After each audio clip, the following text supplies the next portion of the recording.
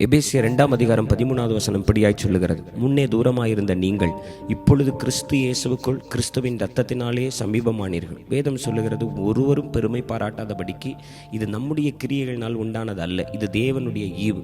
நம்முடைய கிரியை எப்படி இருந்தது என்று பவுல் 2:2-3 எழுதுகிறார். ஒன்று, இவ்வுலக வழக்கத்திற்கு ஏற்றபடி. 2, அதே வசனத்தில் இருக்கிறது, ஆகாயத்து அதிகார பிரபுவின் ஆவியின்படி. 3வது காரியம் மாம்ச இச்சையின்படி. அடுத்தது அதே வசனத்தில் 4வது காரியம் இருக்கிறது, மனசு விரும்பினபடி. இப்படித்தான் நம்முடைய கிரியைகள் இருந்தது. ஆனால் தேவனுடைய ஈவு எப்படி இருந்தது என்றால் 4, 5, 6 வசனங்களில் சொல்லுகிறார். 1, அவர் இரக்கத்தில் ஐஸ்வர்யம் உள்ளவராயிருந்தார்.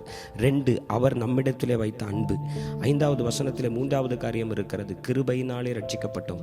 4வது, அவர் நம்மிடத்திலே வைத்த தயவு. அவர் இரக்கத்தில் ஐஸ்வர்யம் உள்ளவராய் அன்பினாலே கிருபையினாலே தயவினாலே தூரமாய் இருந்த நம்மை அவருடைய இரத்தத்தினாலே நம்மை சமீபமாக்கினார். அவருடைய ஈவு எவ்வளவு பெரிய